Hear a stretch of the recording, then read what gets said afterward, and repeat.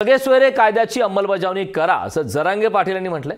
सरकारने मराठाचा अंत पाहू नये असं देखील जरांगे पाटील यांनी म्हटलंय। तर 50% आत ओबीसीतूनच आरक्षण द्या, तर 21 तारखेपासून पुन्हा आंदोलन करू असं मनोज जरांगे पाटील यांनी सरकारला इशारा दिलाय। आता लय वेळ दिलाय, आपण 6 महिन्याचा वेळ दिलाय। राज्य पण साक्षीदार आहेतच ना। 6 महिन्याचा वेळ म्हणजे हा लय झाला।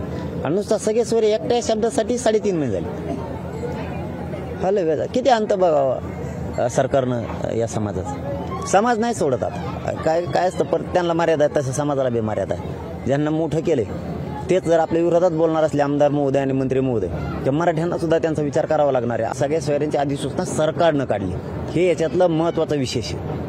त्यामुळे त्या अधिसूचनेची अंमलबजावणी सरकारला करावी लागणार आहे। जरी मागासवर्ग आयोगाचा अहवाल घेऊन सरकारनं कायदा पारित केला तरी तोही याच गोरगरिबाच्या आंदोलनामुळे त्यांना ते मिळतंय।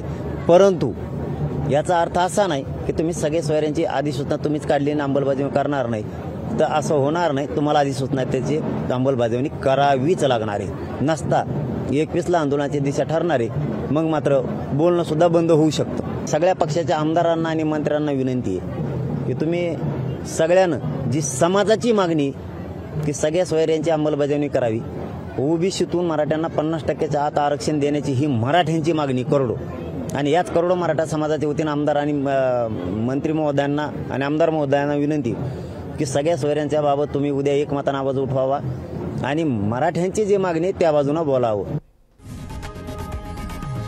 लोकशाही मराठी ऐका, पहा, जागरूक रहा।